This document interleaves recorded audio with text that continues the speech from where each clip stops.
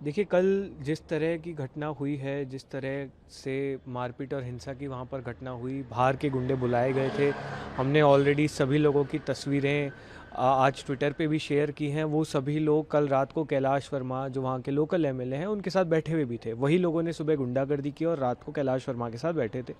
तो बहुत साफ होता है कि एक बहुत कोऑर्डिनेटेड प्लान्ड अटैक था। और जिस तरह के पत्थर उन्होंने इस्तेमाल किए हैं, उससे भी साफ होता है कि वो लोग जान से मारने के लिए भी कल तैयार थे। जिस तरह से कल पुलिस पूरी तरह मौके से नदारद रही, उनके साथ हमारे लगातार कम्युनिकेशन हो रहे थे, फिर भी कोई रिस्पांस नहीं आया। वहाँ के लोकल एसएचओ ने हाथ खड़े करके बोला कि तुम्हारा मैटर है, मैं नहीं कुछ करूँगा। और जैसे ही हम गांव से बाहर निकलते हैं, वहाँ पे 2 पुलिस की गाड़ी अंदर जाती है, तो उससे भी कहीं ना कहीं पुलिस की संलिप्तता पे शक होता है। और राजस्थान पुलिस के लिए अब पूरी देश देखेगा, पूरी दुनिया देखेगी कि राजस्थान पुलिस इस मामले में निष्पक्ष जांच करता है या नहीं करता है। क्योंकि हमारी तरफ से जितने भी वीडियोस हैं वो पब्लिक डोमेन में डाले गए हैं।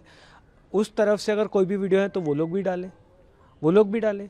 पर राजस्थान पुलिस क्या निष्पक्ष जांच करेगी, ये कल पूरी दुनिया देखेगी।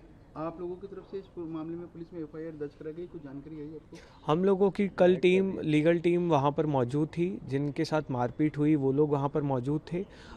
कल हम लोगों ने अपनी कंप्लेंट दर्ज कराई है। एफआईआर भी जहाँ तक मुझे बताया गया दर्ज हो गई है।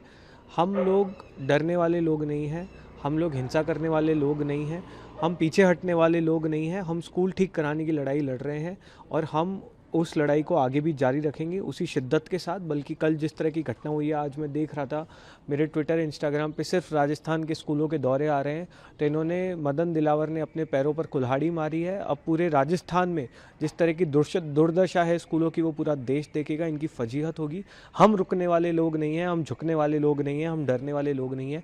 मैं खुद आने वाले समय में फिर से स्कूलों का दौरा करूँगा। आपने कल एक अल्टीमेटम दिया था, आपके बाद अभिजीत जी ने भी एक अल्टीमेटम दिया, 48 घंटे की चेतावनी दी कि 48 घंटे में या तो जो आदेश निकाला था शिक्षा विभाग ने वो वापस ले ले, स्कूल में जो रिनोवेशन का काम है वो शुरू कर दे और दोषियों के खिलाफ जो कार्रवाई है वो शुरू हो जाए। यदि 48 घंटे, क्योंकि कब से कब तक माना जाए, उसके बाद आपको ये भी कहा गया कि दिल्ली जैसा आंदोलन जयपुर में करेंगे। नहीं, बिल्कुल करेंगे। और अब बात सिर्फ स्कूलों की नहीं होगी, अब बात सीधे मदन दिलावर के इस्तीफे पर जाएगी। आप अपना काम ढंग से नहीं कर पाए हैं। आप राजस्थान के इतिहास में, राजस्थान नहीं पूरे देश के इतिहास में सबसे नकारा, नाकाबिल, भ्रष्ट शिक्षा मंत्री हैं।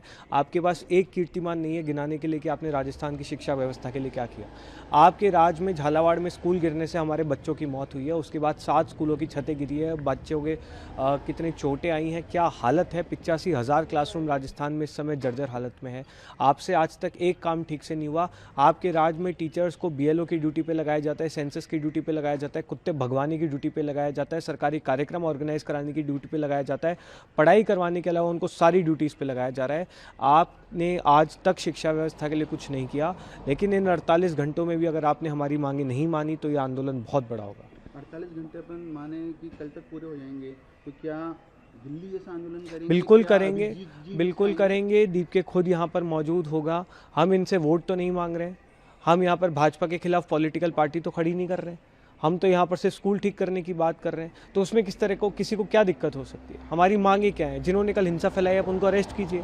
हमारी मांगे क्या है कि जो आपने तानाशाही ऑर्डर दिया है जिससे स्कूल विजिट को रोका जा रहा है, आप उसको वापस लीजिए। हमारी मांग क्या है कि भैंसों के तबेले में अगर कोई स्कूल चल रहा है तो आप उसका तुरंत मरम्मत कार्य शुरू कीजिए।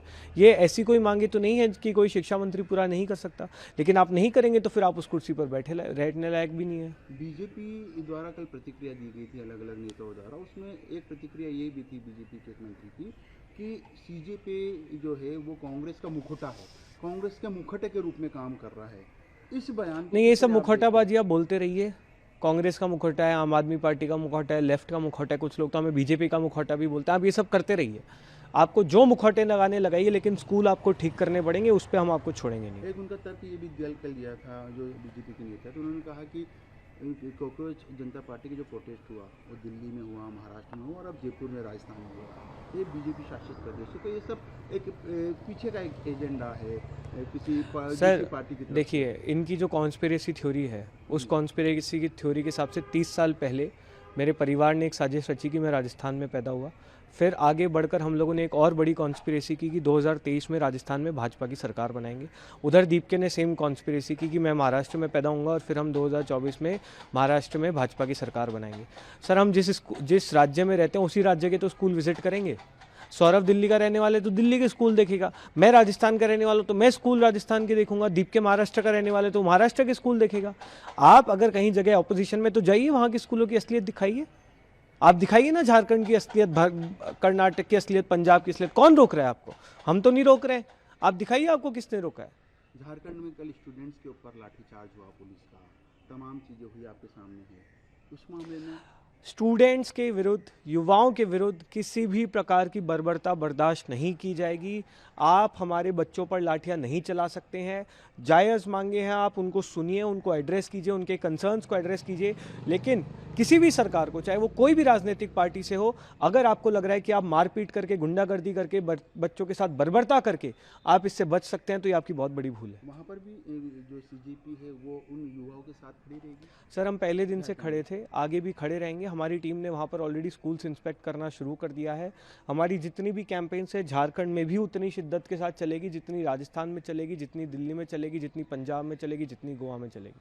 कल दिल्ली में राहुल गांधी जी अपनी जो आपके जो एक स्टूडेंट थे, एक युवा थे जिनको पैलेट गन का जो लगी थी गोली, उनको लेकर पुलिस थाने में रहे, कई घंटों तक वहाँ पर धरने पे भी बैठे, उसके बाद मामला दर्ज हुआ। किस तरह देखते? कितनी शर्म की बात है कि इस देश में लीडर ऑफ ऑपोजिशन को 5-5, 6-6 घंटे का धरना देना पड़ रहा है एक एफआईआर दर्ज कराने के लिए। एफआईआर भी किस मुद्दे पर? कि हमारी जंतर मंतर की प्रोटेस्ट पे छात्रों पर पैलेट गन का इस्तेमाल किया, जो इनके लॉग्स में है।